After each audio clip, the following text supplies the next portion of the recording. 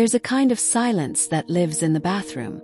It's not the loud kind, the one filled with chaos or noise. It's the soft, reflective silence that creeps in when you catch your reflection in the mirror and whisper to yourself, "When did I stop recognizing this face?" For many older adults, the bathroom becomes more than a place to get ready. It becomes a time capsule, a museum of old bottles, fading towels, and unspoken memories. But hidden beneath the clutter and the dust is emotion, grief, loneliness, and a quiet yearning for the days when everything felt lighter, faster, easier. And that's where our story begins. Not with cleaning supplies, but with healing. Helen's beginning. Helen Morris is 76. She lives alone in a quiet Savannah neighborhood. Once she was a librarian. Her days were filled with the rustle of pages, the smell of ink, the calm rhythm of quiet order. But after her husband Walter passed away, the silence changed. She stopped noticing the dust, stopped folding towels neatly, stopped opening the cabinet where his aftershave still stood.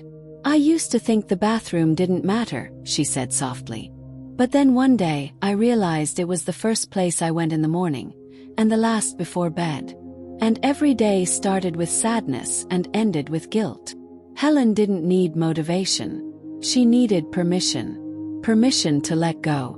The 10-minute rule. One morning she decided to try something new. She told herself, just 10 minutes. 10 minutes to face the place she'd avoided. He set a timer, played What a Wonderful World, and began. She didn't scrub floors or climb ladders. She simply opened the cabinet, one shelf at a time, and asked, "Do I still need this?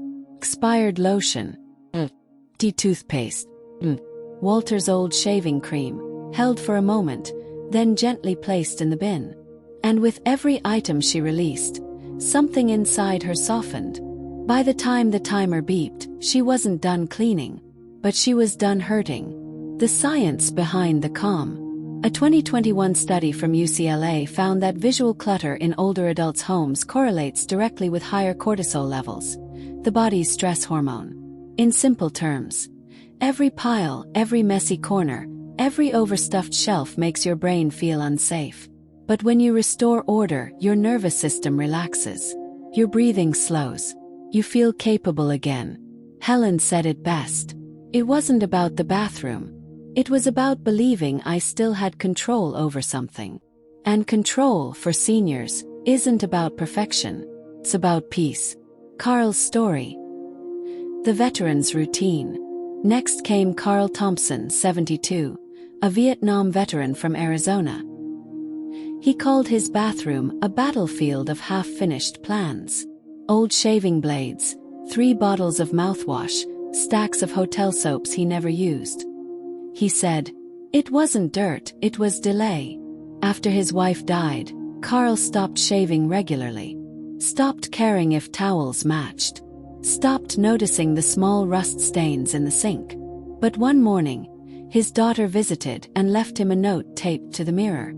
It read, "Dad, I love you. Don't let your space forget you."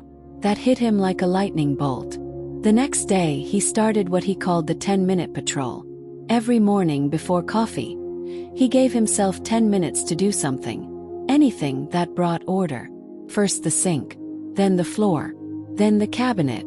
And each time he stood a little taller. "I used to think routines were military nonsense," he laughed. "Now I see they're survival." Within weeks, Carl's 10-minute clean turned into 15-minute walks. New meals, new habits. He didn't just clean his bathroom.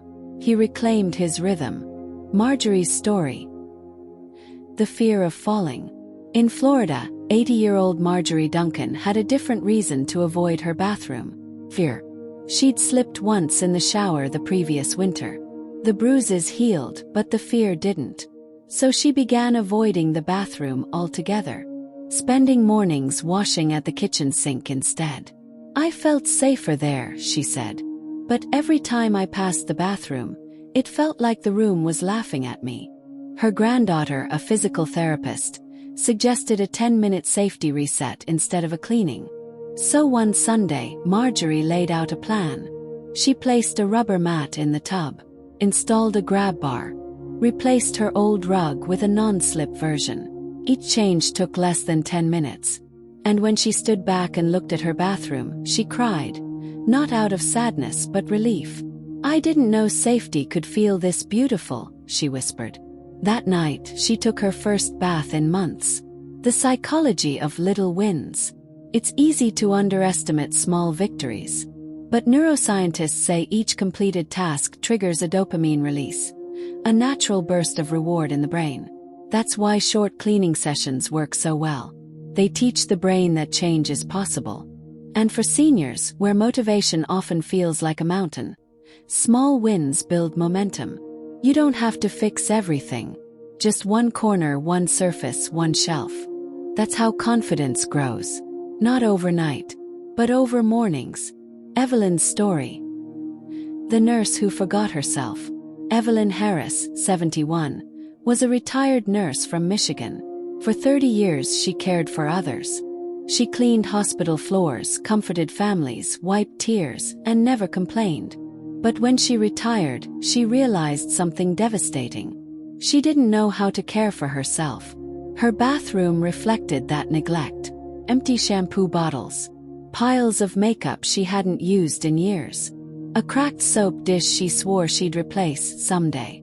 When she finally decided to change, she did something radical. She turned her cleaning time into reflection time. Every item she touched, she asked, "What does this say about how I've been treating myself?" Some items she kept with gratitude. Others she threw away with tears. It wasn't clutter, she said. It was the evidence that I stopped believing I mattered. Evelyn turned her 10-minute bathroom clean into a self-care ritual. She added a candle, a soft towel, a jar of rose petals she'd once used for patience. She called it her healing station. And every morning, she'd look in the mirror and whisper, "I'm still worth the effort." Every senior who's cleaned their bathroom tells a version of the same story. It's never about bleach or brushes. It's about identity. The mirror becomes a confrontation. You don't just see your reflection. You see your years, your losses, your resilience. And for many, it's the first time they face their truth in silence.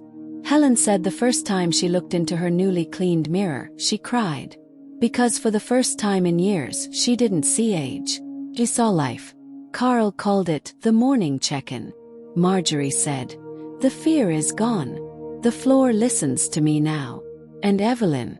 She smiled and said, "When my bathroom shines, my heart does too." If you're wondering how to start, here's what the seniors learned works best. 1. Start with the sink. It's the most visible, the most symbolic. Cleaning it gives you an instant visual win. 2. Set a 10-minute timer. Use music, jazz, gospel, or old classics. It tricks your brain into enjoying the process. 3. The keep or release rule. Ask, "Is this serving my life today?" If not, thank it and let it go. 4. One shelf at a time. Focus on one small section each day. Never aim for perfection, just progress. 5. Finish with fragrance. Light a candle, spray a scent, or open a window. Let the air shift so your mind can too. Close your eyes for a moment. Imagine your bathroom right now. The shelves, the mirror, the sink. Now imagine it clean, fresh, bright. Your favorite towel folded perfectly. Your favorite soap waiting. The smell of lavender. That calm you just felt. That's what order brings. And you can create it one 10-minute moment at a time. Since sharing these stories, hundreds of seniors have written in. One from North Carolina said, "After cleaning my bathroom, I didn't just sleep better. I breathed better." Another from Texas shared, "I'd been depressed for months.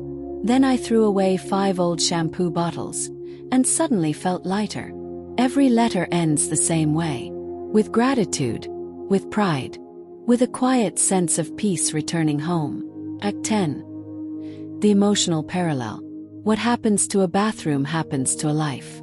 When it's cluttered, we feel overwhelmed. When it's clean, we rediscover hope. It's no coincidence that so many spiritual practices include cleansing rituals. Water is symbolic.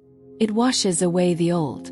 And every sink you wipe, every mirror you polish, every rug you straighten, you're not cleaning a space. You're renewing your soul. Act 11. The generational thread. For many seniors, cleaning is also remembering. Helen told me, "When I fold my towels, I still remember how my mother folded hers." Carl said, "I still whistle the tune my dad used to hum while shaving." Marjorie still uses her grandmother's old porcelain soap dish. But now she cleans it with care, not guilt. Every act of cleaning becomes a conversation with the past. It's not about forgetting. It's about honoring what remains. At the end of the day, a bathroom isn't just a room. It's the first hello and the last goodbye of every day. And if it feels chaotic, it's hard to feel calm. But if you walk in and see light, freshness, order, it reminds you that peace is possible. As Helen said, "My bathroom used to whisper sadness. Now it sings gratitude." So here's your challenge. Tomorrow morning before breakfast, give yourself 10 minutes. No more, no less. Play your favorite song.